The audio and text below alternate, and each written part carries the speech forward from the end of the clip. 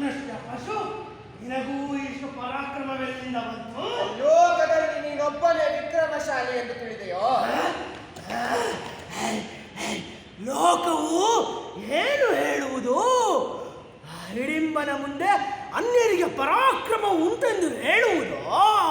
ಲೋಕವು ನಿನ್ನನ್ನು ದಾನವನೆನ್ನುತ್ತದೆ, ರಾಕ್ಷಸನೆನ್ನುತ್ತದೆ, ದುರಾತ್ಮನೆನ್ನುತ್ತದೆ. ನನ್ನ ಹೆಸರನ್ನು ಕೇಳಿ ನಿನ್ನ ಮನಸ್ಸು ಜರ್ಜರಿತವಾಗುವುದಿಲ್ಲವೇ? ಹೆಚ್ಚು ಸಮಯವಿಲ್ಲ, ಅದನ್ನು ನೀನೇ ನೋಡುವೆ.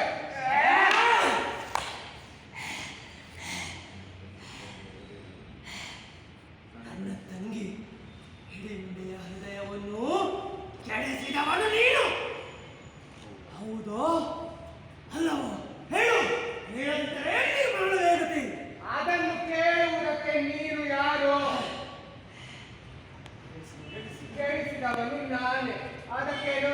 ಅದಕ್ಕೆ ಅದಕ್ಕೆ ಅದಕ್ಕೆ ಅದಕ್ಕೆ ಅದಕ್ಕೆ ಅದಕ್ಕೆ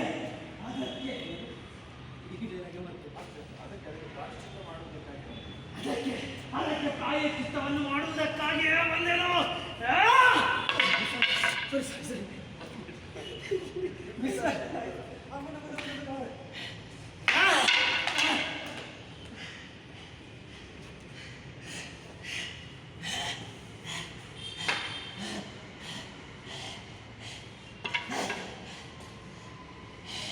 ನಿನ್ನಂತಹ ಹೇಡಿಯನ್ನು ನಾನಿದುವರೆಗೂ ಕಂಡಿಲ್ಲ.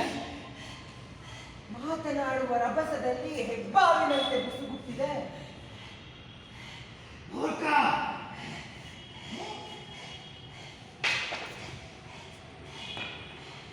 ಶಾಸನಿಗಳಿಗೆ ಖಡ್ಗ ಒಂದೇ ಆಯುಧದಲ್ಲಿ ಧರಿಸಿರುವ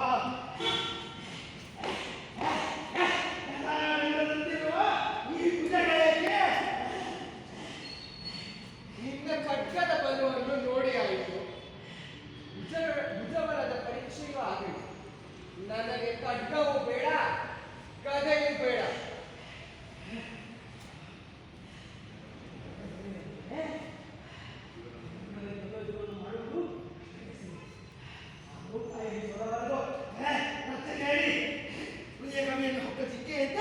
ಹೀಗೆ ಬಂದು ಕೋಪಿನ ಮಾತನಾಡಲು ಗೆದ್ದವರು ನಾಚಬೇಕಾಗಿಲ್ಲ, ಸೋತವರು. ಭಾಷಾಂಡಿ ಕೈಯಿಂದ ಭಾಷಾಂಡಿ ನನ್ನ ಕೈಯಿಂದ ಆಕಸ್ಮಿಕವಾಗಿ ಕಟ್ಟುವನ್ನು ಹಾಕಿಕೊಂಡಿದ್ದರು. ಅವನ ಕುರಿತು ಹೆಮ್ಮೆ. ಖಡ್ಗವು ಬಿದ್ದುದು ಮಾತ್ರವಲ್ಲ,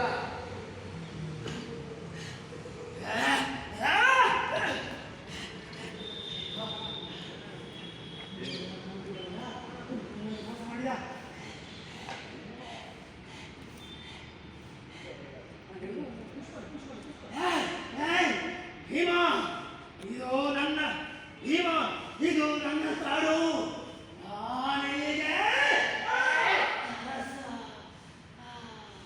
ನಿನ್ನಂತಹ ಹೇಡಿಯ ಬಾಯಿಂದ ಇಂತಹ ಮಾತುಗಳು ಬರಬಾರದು. ನಾನು ಮೋಸ ಹೋದೆ, ಆಪ್ತರೇ ನನ್ನನ್ನು ಕೊಂದರು. ನೀನಲ್ಲದ ಬೇರೊಬ್ಬ ದುರ್ಮುಖನು ಲೋಕದಲ್ಲಿಲ್ಲ. ಸಾಕು ಸಾಕು ಭೀಮ, ಸಾಕು. ಕುತ್ತಿಗೆಯನ್ನು ಒತ್ತಬೇಡ, ಪ್ರಾಣ ತಾನಾಗೆ ಹೋಗುವುದು.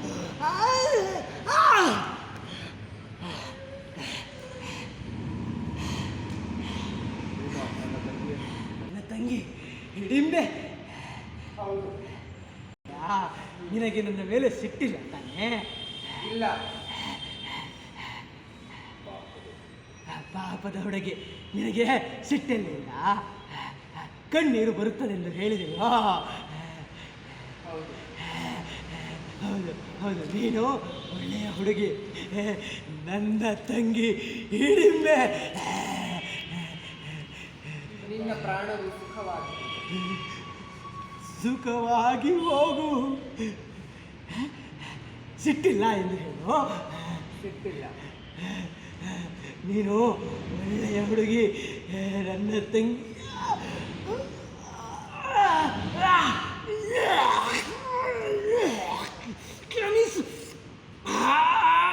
ಕ್ಷಮಿಸು ತಂಗಿ.